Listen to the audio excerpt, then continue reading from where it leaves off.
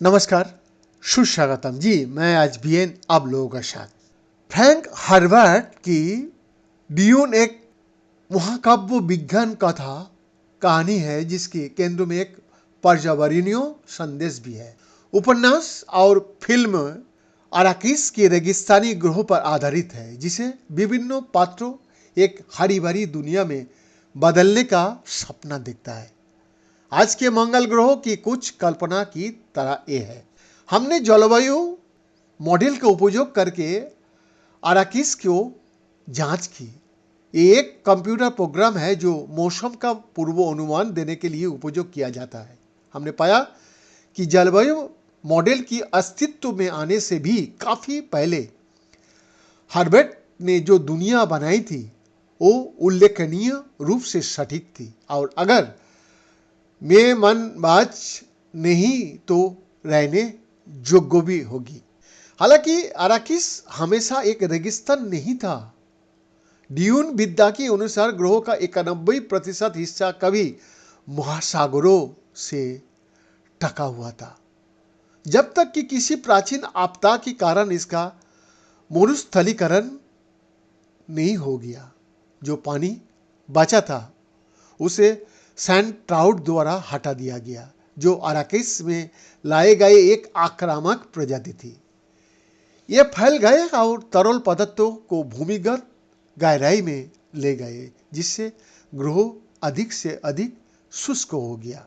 ये देखने के लिए कि ग्रहों की जलवायु और रहने की क्षमता के लिए एक बड़े महासागर का क्या मतलब होगा, हमने अब उसी जलवायु मॉडल का उपयोग किया है। जी हाँ, बिना किसी अन्य कारकों को बदलते हुए एक महासागर डालना। जब अधिकांश अराकिस में बाढ़ आ जाती है तो हम गणना करता है कि वैश्विक औसत तापमान यानी कि 4 डिग्री सेल्सियस कम हो जाएगा। ऐसा अधिकतर इसीलिए होता है क्योंकि महासागर वातावरण में नमी जोड़ते हैं, जिससे अधिक बर्फ और कुछ प्रकार के बादल बनते हैं, जो दोनों सूर्य की ऊर्जा को वापस अंतरिक्ष में प्रतिबिंबित कर देता है। लेकिन ऐसा इसलिए भी है क्योंकि पृथ्वी पर महासागर और हमें मानना है कि अराकिस पर हैलोजन उत्सर्जित करने हैं जो ओजोन को कम करके ग्रहों को ठंडा करता है।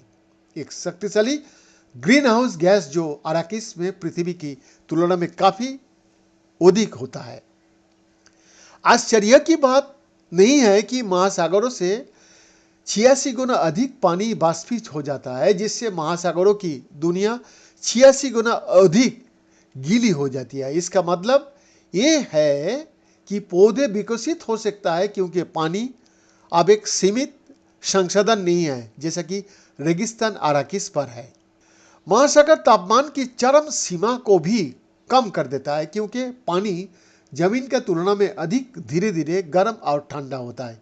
यही एक कारण है कि महासागरों से घिरे ब्रिटेन में अपेक्षाकृत हल्की सर्दियां और गर्मियां होती है, जबकि दूर दराज के स्थान गर्मियां में अधिक गर्म और सर्दियां में बहुत ठंड होता है।